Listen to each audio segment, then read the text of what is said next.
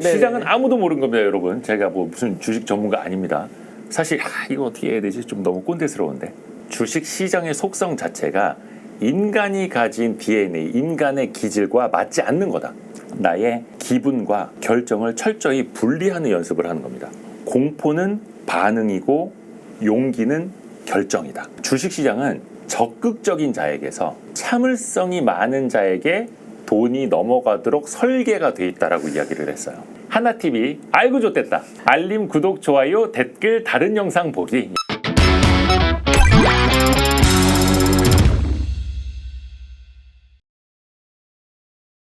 안녕하세요. 하나프렌즈입니다. 하나프렌즈는 외부 전문가들을 모시고 더 폭넓은 이야기를 들어보기 위한 프로그램인데요. 두 번째 초대 손님으로 언론인이자 36만 구독자를 보유하고 있는 와이스트릿의 이대호 대표님 모셨습니다. 안녕하세요. 안녕하세요. 네, 오늘 주식 투자 잘하는 방법에 대해서 이야기 나눠보려고 하는데요. 저랑요? 네. 주식 투자 전문가시라고 들었습니다. 아, 그래요? 네. 제대로 온 거 맞나 이거? 네. 네. 그 첫 번째 주제로 멘탈 꼽아주셨잖아요. 예. 멘탈을 꼽으신 거 보니까 전문가가 맞는 것 같은데. 그 전문가는 아니고요. 그냥 네. 어디선가 여러분이랑 똑같이 주식 투자를 하고 있는 그냥 40대 초반에 그냥 스타트업 운영자 요 정도. 아, 네네. 그래서 뭐 네. 전문가 아닙니다, 여러분. 종목 없어요. 네. 네, 그럼 아무래도 멘탈이 좀 주식 투자에서 중요할 것 같은데 저도 주식 투자를 하면서 멘탈을 잘 잡아야 된다라고 생각은 하지만 사실 좀 그게 어렵잖아요. 네. 멘탈을 첫 번째 이유로 잡으신 이유가 혹시 뭘까요? 이게 사실 그런 책 제목도 있거든요. 네. 안드레 코스토니가 쓰신 투자는 심리다. 그러니까 투자는 여러분들이 아마 해보셔서 아시겠습니다만 거의 한 90% 이상은 멘탈, 심리에 좌우될 수밖에 없는 것 같아요. 왜냐하면 이 시장이라는 그 속성 자체가 저는 개인적으로 주식시장이 수학도 아니고 과학도 아니고 예술에 가깝다고 보거든요. 이건 뭐 제가 한 말은 아니고 많은 분들이 이제 쓰시는 표현이기는 한데 과학이라고 하면은 같은 실험실에서 같은 조건 하에 같은 실험을 하면은 반복해서 똑같은 결과가 나와야 돼요. 그럼 과학이죠. 네. 근데 주식시장은 똑같은 금리, 똑같은 참여자, 뭐 똑같은 뭐 가격을 넣고 똑같은 실적을 넣어도 똑같은 주가가 절대 안 나옵니다. 왜냐하면 여기에 사람들의 엄청난 뭐 탐욕이 들어가기도 하고 때로는 공포가 들어가기도 하기 때문에 이 시장 자체가 과학이 아닌데 사람들이 어떻게 이성적으로 대응을 할 수 있을까? 그래서 때때로는 사람들이 이성을 잃기도 하는 거고 막 광풍에 휩쓸리기도 하는 거고 그렇기 때문에 더더욱이 그 중심에서 나의 멘탈부터 챙기는 게 사실은 시작이자 끝이다. 저는 그렇게 생각합니다. 그럼 이 멘탈과 심리가 중요한 거는 네. 사실 모두가 알고 있을 거잖아요. 근데 이 멘탈이 처음부터 강한 사람이 많지 않을 것 같아요. 아, 네네. 네, 이 멘탈도 좀 학습하는 방법이 있을까요? 이게 제가 보니까 선천적으로 멘탈이 세신 분들이 있어요. 기가 세신 분이랑 약간 비슷한 그러니까 건가요? 기도 세고 자존감도 강하고 자기의 사고 되게 이제 고집스러우신 분들도 네. 있고 그 저마다 멘탈의 강도가 다른 것 같아요. 어떤 사람은 조금만 운동을 해도 근육이 잘 붙는 사람이 있고 그냥 태어났을 때부터 운동신경 좋은 사람이 있듯이 또 어떤 사람은 되게 그냥 허약하게 태어나지 않습니까? 그런 것처럼 멘탈도 역시 사람에 따라서 좀 정도가 다르다고 저는 보고 있어요. 그 농구 격언 중에 그런 얘기가 있거든요. 선수의 키는 지도할 수 없다. 네. 아무리 좋은 지도자가 오더라도 그 선수의 키를 한 160밖에 안 되는 선수를 2m짜리랑 붙여놓고 똑같은 경기를 뛰게 할 수는 없는 거지 않습니까? 그래서 어떻게 보면은 선천적인 것이 주는 그 한계가 분명히 있는데 다만 이것도 노력하면은 될 수 있다. 근육을 기르듯이. 그렇죠. 네. 예를 들어서 근육이 안 붙더라도 그 사람이 가장 효율적으로 할 수 있는 운동이라는 게 있을 거고 똑같은 농구 포지션도 160짜리가 센터 포지션을 보면 리바운드를 하나도 못 하겠지만 사이드에서 가드를 한다면 원활하게 볼 공급을 하고 빠르게 공수 전환을 시킬 수가 있겠죠. 그런 사람에게 이제 맞는 포지션을 찾으면 되는 거고 또 하나 멘탈도 어느 정도까지는 연습을 하면 되긴 되더라고요. 저도 사실 막 멘탈이 강한 사람이 아니었거든요. 근데 투자 심리 관련된 책 많이 찾아보고 심리학 책도 많이 찾아보고 하면서 그러니까 멘탈의 강도를 1부터 10까지 놓으면은 최강까지는 못 가더라도 한 7, 8 언저리까지는 갈 수 있겠다라는 생각이 이제는 들더라고요. 그럼 지금 대표님의 멘탈은 10인가요? 8인가요? 아, 그래요? 이렇게 얘기를 해야 되나? 한 7, 8 언저리까지는 올라온 것 같아요. 그러니까 1이 정말 그 왜 종이장 같은 멘탈 있죠? 네, 막 이리저리 휘둘리는. 네, 그냥 막 휘달리고 막 귀 얇고 뭐만 툭 치면 이제 쓰러지는 멘탈이라면 이제 10은 이제 최강. 거의 이제 후판 두 개의 이제 철강으로 따지 후판 두 개의 그런 멘탈이라면 저는 한 7, 8 정도까지는 온 것 같아요. 예, 그래서 이제 시장이 흔들릴 때도 그거를 조금 더 어떻게 보면 한 발 떨어져서 이제 보는 요령도 생기고, 예. 아, 이걸 어떻게 좀 더 잘 설명을 해야 될 텐데. 그럼 혹시 막 훈련을 하신 방법이라든지 네. 그러니까 1에서 7, 8까지 끌어올리신 방법이 있었나요? 일단은 많이 보고 배우는 수밖에 없는데요. 앞에서도 말씀드린 것처럼 첫 번째는 그 사람이 타고 태어난 거, 타고난 거, 기질. 그러니까 찰리 먼거가 네. 부자가 되기 위해서 필요한 3가지를 꼽은 게 있거든요. 그 중에 하나가 첫 번째가 기질입니다. 기질. 그 다음이 인내심, 마지막이 노력인데 기질은 앞에서 말씀드린 것처럼 농구 선수의 키처럼 지도할 수는 없는 거예요.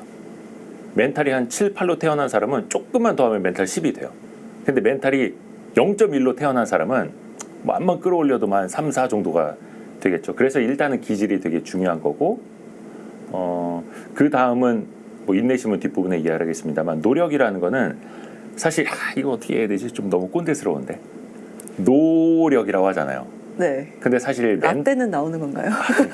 아니 근데 또 어르신들도 많이 계시니까 투자 심리 관련된 책을 좀 많이 보셨으면 좋겠어요. 마인드 관련된 것 그리고 멘탈이 좋으신 분들의 이야기를 좀 많이 들어보는 거죠. 사실 주식 방송도 저희 와이스트릿에서도 여러 가지를 좀 하고는 있습니다만 네.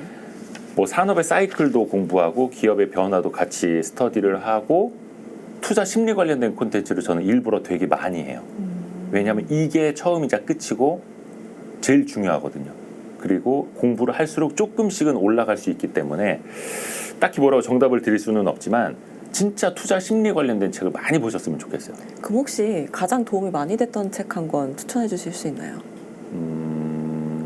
그냥 그런 책이 너무 많잖아요. 지금 갑자기 떠오르는 건 이제 그 부자들의 생각법이라는 아. 책이 있고 그게 아마 입문자에겐 좋을 거예요. 왜냐면은 그 행동심리학, 인지심리학 이런 것도 저희가 많이 하는데 너무 처음부터 학문적으로 들어가 버리면은 네. 되게 난해해지거든요. 그 책 제목이 뭐지? 뭐 노이즈라든지 그 갑자기 책 이름이 생각이 안 나. 이거 책 이름이 생각이 안 나지? 아무튼 두꺼운 책들을 네. 처음부터 보실 필요는 없고 부자들의 생각법이라든지 그리고 찰리 먼거 바이블 같은 거 보시면은 되게 쉽게 이야기를 좀 얻으실 수 있을 거예요. 책을 좀 가져올 거 그랬네. 혹시 이 컨텐츠가 올라가고 나면 댓글로 예. 책 제목 남겨주시면 네, 알겠습니다. 네. 너무 많은데. 예. 네.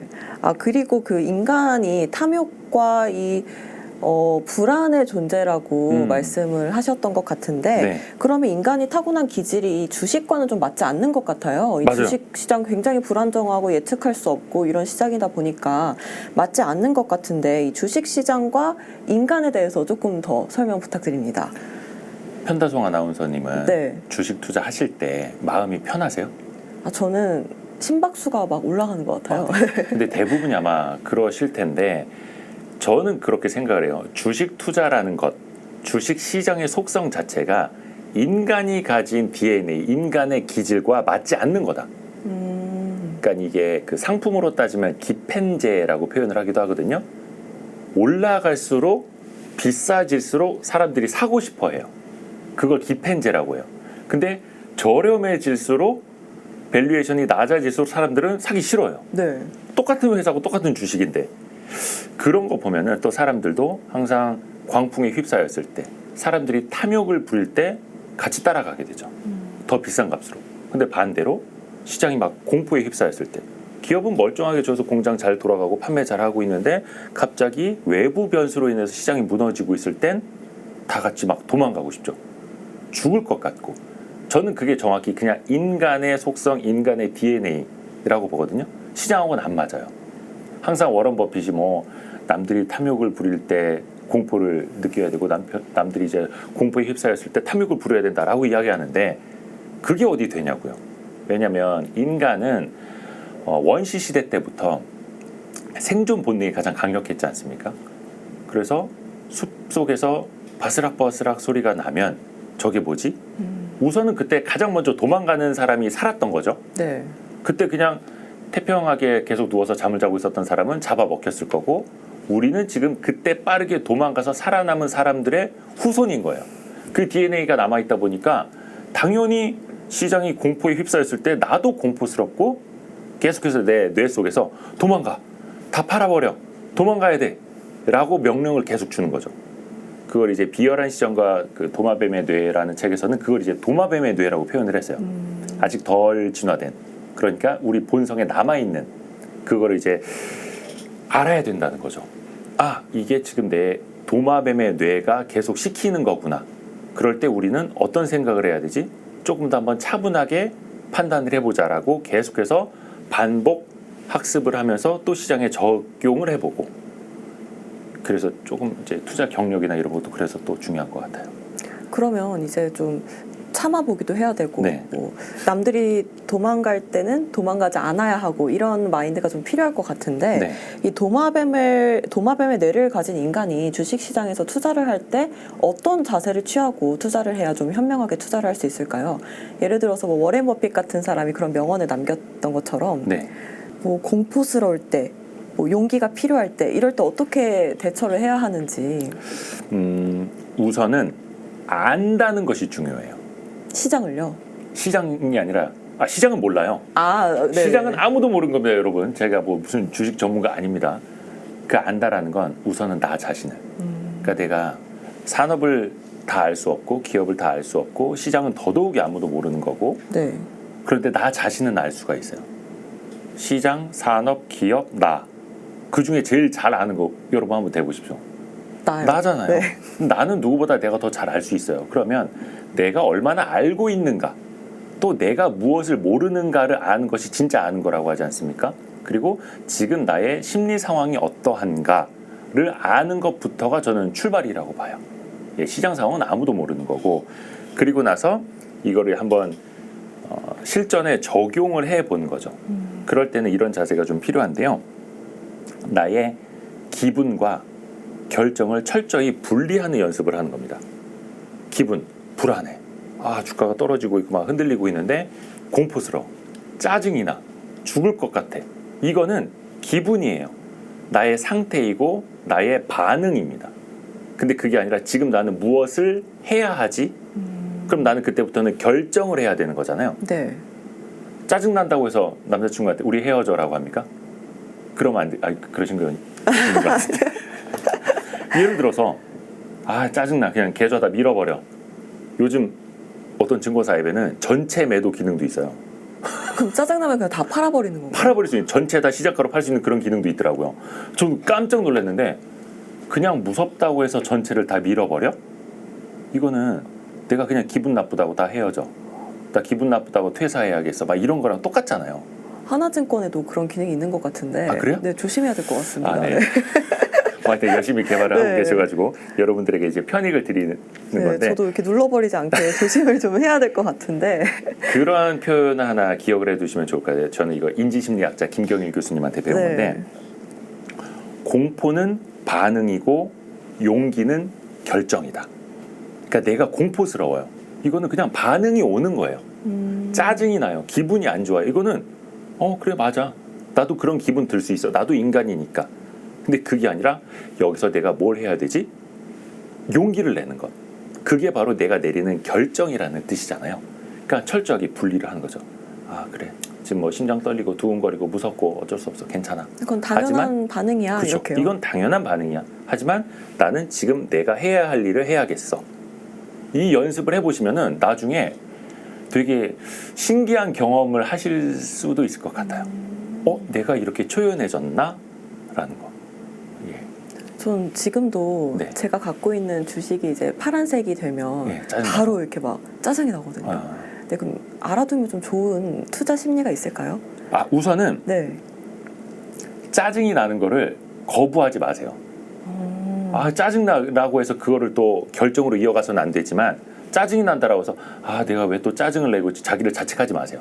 그냥 짜증이 나는 건 원래 편다송이 성격이 이 모양이야, 이렇게. 나는 짜증이 잘 나는 사람이야. 그래, 뭐 짜증 나는 거지 뭐. 근데 뭐 어쩌겠어. 그때 한번 기업의 밸류에이션을 다시 본다라든지 실적 추정치를 다시 한번 펼쳐본다라든지 기업이 제대로 뭐 수출을 하고 있는지 판매를 하고 있는지 다시 기본으로 돌아가는 거죠. 그러면 주식 스터디 자체도 뭐 조금 이따 이야기를 하겠습니다만 백날 시세 쳐다보는 게 공부가 아니지 않습니까? 네. 그 산업에 돌아가는 거 업, 다운, 그 시황도 공부를 하고 기업이 내가 예측한 대로 잘 가고 있는지를 계속 체크업을 하다 보면은 기업의 현재 상황과 다르게 주가만 떨어지고 있네. 그러면 더 사야지, 이런 생각이 들 수도 있는 거고 해서 투자에 어떻게 보면 이제 본질로 자꾸 되돌아가려는 노력을 하는 거죠. 그렇게 보면 이제 떨어질 때 오히려 추가 매수를 해서 평단을 낮추고 이렇게 그럴 수도 있죠. 그러니까 철저히 그 기준을 두고 본인이 판단을 해야 하는데 아마 많은 개인 투자자분들에게 그게 쉽지는 않을 거예요. 그냥 마이너스 20%면 손절해야 되나? 막 이런 식으로. 그렇죠. 지금이라도 손절하고. 맞습니다. 그래서 아까 찰리 먼거가 부자가 되는 세 가지, 기질, 인내심, 노력이라 네. 이야기를 했지만 인내심도 되게 좀 중요한 것 같아요. 그러니까 워런 버핏도 이야기를 했는데 주식시장은 적극적인 자에게서 참을성이 많은 자에게 돈이 넘어가도록 설계가 돼 있다라고 이야기를 했어요. 그러니까 항상 막 휩쓸리는 게 아니라 물론 대전제는 이겁니다. 본인의 판단이 맞아야 됩니다. 좋은 기업의 주식을 기업의 성장기에 갖고 있어야 하는데 그게 맞다면 그 다음부터는 인내심, 참을성, 그리고 자아를 조금 이렇게 분리를 하면서 계속해서 대입을 해보려는 노력이 필요하죠. 아까 말씀하신 것처럼 조금 객관적으로 조금 떨어져서 바라보는 노력이 필요한 거네요. 네, 맞습니다. 그러다 보면 맞습니다. 이제 기업을 객관적으로 바라볼 수도 있고 그러면 이제 그런 방법들을 알고 나서 그렇게 마음 먹고 나 이렇게 해봐야지라고 멀리서 좀 바라봐야지 하고 해도 네. 그게 어렵잖아요. 네. 혹시 그럴 때 대표님만의 방법이 있나요? 마음을 다스리는? 마음이 다스리는 방법은 네. 아까 이야기를 한 것처럼 좋은 책들 계속해서 찾아보는 거고요. 다시 처음으로 돌아가려고 하는 거고요. 네. 주식을 어떻게 하시는지 그런 방법이 따로 있을까요? 내가 갖고 있는 종목들을 어떻게 한다, 이런 방법이 있을까요? 그런 거는 없고 그 좋은 상황을 만들어 놓으면 되는 것 같아요. 이게 뭐냐면 네. 시장이 극단적으로 언제든지 고점 대비 20%, 30% 빠질 수는 있는 거지 않습니까? 그렇죠. 지금 시가총액 1위인 애플도 고점 대비 30% 이상 주가가 빠진 게 거의 한 10번 이상 될걸요? 훨씬 더 많을 거예요. 근데 그거는 시장의 그 변동성은 너무나 자연스러운 과정이기 때문에 늘상 있는 일인데 그럴 때는 내가 당장 계좌를 어떻게 한다라기보다는 상황을 만들어 놓는 거죠. 어떤 상황이요? 주가 지수가 30% 폭락을 해요. 그 상황이 즐거운 사람이 분명히 있어요. 그 사람이 누구일까요? 현금이 많은 사람. 그런데 반대로 주식에 몰빵이 되어 있는 사람은 그냥 곡소리가 나겠죠. 그쵸. 온몸으로 두드려 맞아야 되니까. 근데 예를 들어서 현금 비중이 한 50% 이상 있는 사람이 있어요. 그럼 그 사람한테 그 시장의 폭락은 너무나 맛있는 또 기다렸던 폭락이 되는 거예요. 그래서 이거는 그 사람의 상황마다 달리 받아들일 수밖에 없는 거죠. 그러면 그 상황을 만들어 놔야 한다. 그래서 평소에 레버리지 많이 쓰고 막 120%, 150% 주식에 들어가 있는 것보다는 어느 정도 현금 여력을 갖고 있는 게 혹시 내가 모르는 시장 변동성이 생기더라도 내가 자연스럽게 견딜 수 있는 하나의 나도 모르는 완충 장치. 만약 그 돈이 없다라고 하면은 예를 들어서 마이너스 통장 같은 거라도 내가 나중에 얼마를 끌어올 수 있다라는 여지를 두는 것 있지 않습니까? 그렇죠. 내가 주식 계좌에서는 예수금 남아 있는 거 없이 다 주식으로 갖고 있더라도 마통해서 5천만 원, 1억을 더 나중에 혹시나 시장 폭락했을 때 끌어올 수 있어라는 게 있다면 시장의 변동성이 생기더라도 생각만큼 막 그렇게 두렵지는 않을 거예요. 저는 예수금이 남아있는 걸 보질 못해요. 아니 대부분 주식 투자하시는 분들이 그래요. 네, 매도를 해서 예수금에 이제 들어가잖아요. 예. 그럼 그걸 당장 어디에 넣어야 되는 거예요. 그래서 그거 되게 중요한데 네. 그래서 아까 제가 자아를 좀 분리하는 게 되게 필요하다고 말씀드렸잖아요. 계좌를 분리하는 것도 필요해요. 타이타닉호가 왜 침몰했는지 아시죠? 원래 설계대로라면 격벽을 더 많이 뒀어야 돼요. 네. 그래서 여기에서 밑에가 어떻게 파손이 되더라도 물이 더 차오르지 않게끔. 근데 설계를 좀 막 이렇게 빨리 하고 빨리 배를 만들려다 보니까 격벽을 막 없앴던 거죠. 그러다 보니까 물이 그냥 쭉 차올랐던 거고, 계좌에도 저는 격벽이 필요하다고 봐요. 그냥 하나로 뭉텅이를 떡 나서 주식 100% 올인! 그러다가 이제 시장 떨어져 푹푹푹 박살나는 게 아니라 또 다른 계좌가 있는 거예요. 그러니까 사람 심리상 예수금이 남아있으면 추매를 계속 하게 돼요. 근데 또 다른 계좌 이렇게 분리가 돼 있잖아요. 그러면 이거를 나중에 언제 끌어오고 저 계좌는 언제 쓰고 그게 돼요. 그래서 그 계좌에도 이름을 적어 놓으라고들 이야기들 많이 하시거든요. 예를 들어서 저 고향이 시골은 아니시죠? 저는 예. 강원도 원주예요. 그래요? 네. 혹시 어릴 적에 소 좀 키우셨나요? 저희 증조할머니 댁 가면 진짜 소가 있었어요. 그래요? 그래서 전 소 먹이도 주고 그랬거든요. 근데 소 키우는 분들이 급전 필요하다고 바로바로 소를 팔진 않아요. 예를 들어서 이거는 우리 막둥이 대학 등록금, 이거는 우리 첫째 시집 갈 때 해줄 소라고 다 나뉘어져 있어요.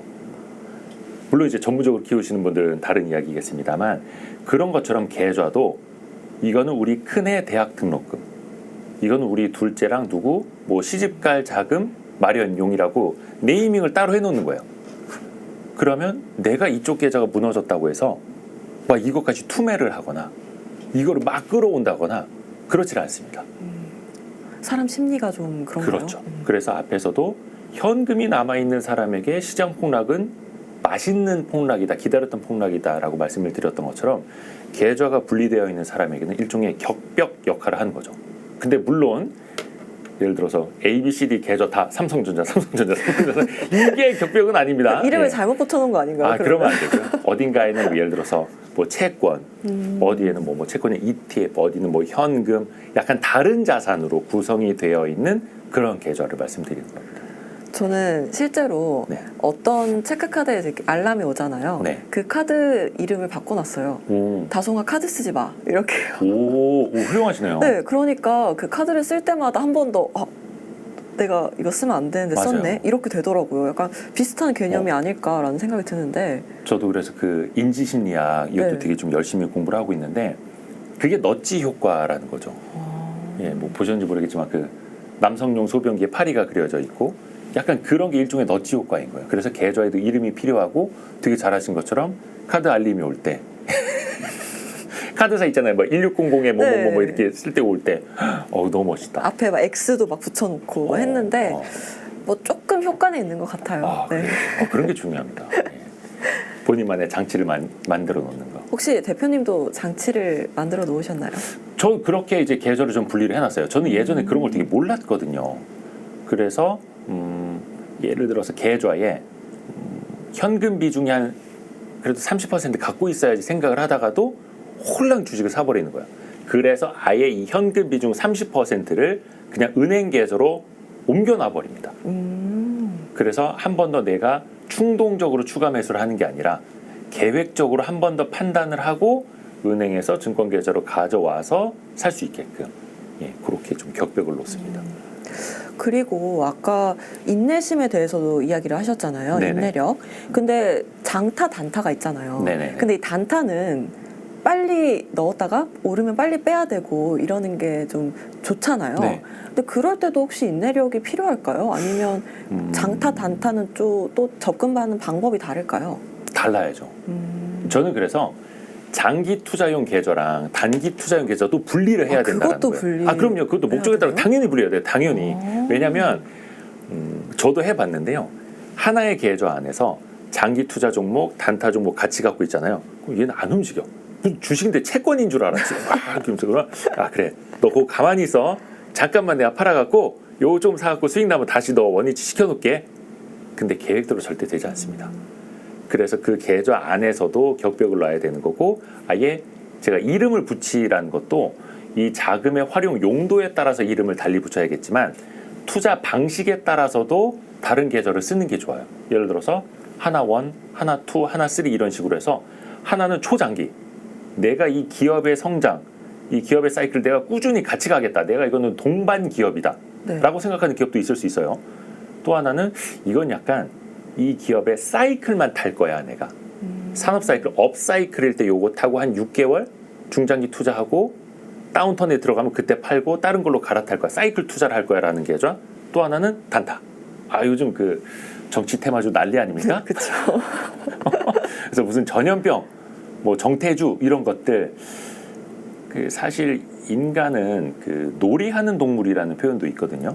호모 루덴스 막 네. 이렇게 해서 인간의 마음속에는 일종의 충동적인 투기, 카지노 가고 싶고 놀이하고 싶고 속된 말로 이제 짤짤이 하고 싶고 이거를 솔직히 누를 수는 없어요. 그래서 무조건 막 중장기 투자가 옳은 거다, 단타는 나쁜 거다.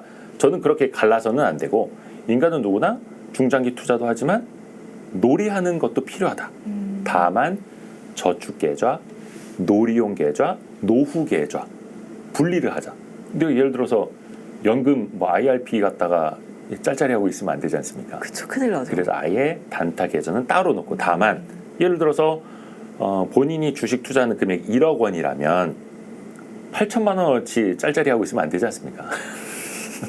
노후 대비 얼마, 중장기 얼마. 근데 저 개인적으로는 단타는 한 10에서 20% 정도. 그러니까 총 자산이 아니라 금융 자산 그 중에서도 주식 투자 자산 중에서 1-20%만 단기 투자요.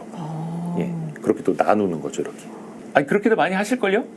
전 지금 스스로 반성하고 있었습니다. 아, 그래요? 네네네. 네. 아이고 금방 오른대라는 걸 이렇게 어디서 보면 한번 그렇죠. 네. 내가 왜 삼성전자를 사가지고 이걸 무슨 지금 2년째 왜 이러고 있나? 네. 막 이러고 있고. 저도 이 투자할 때 좀 멘탈을 많이 잡고 심리 공부 좀 많이 하고 이제 해야 될 것 같아요. 오늘 말씀 들어보니까. 맞습니다. 진짜 투자는 심리가 거의 90%입니다. 90%.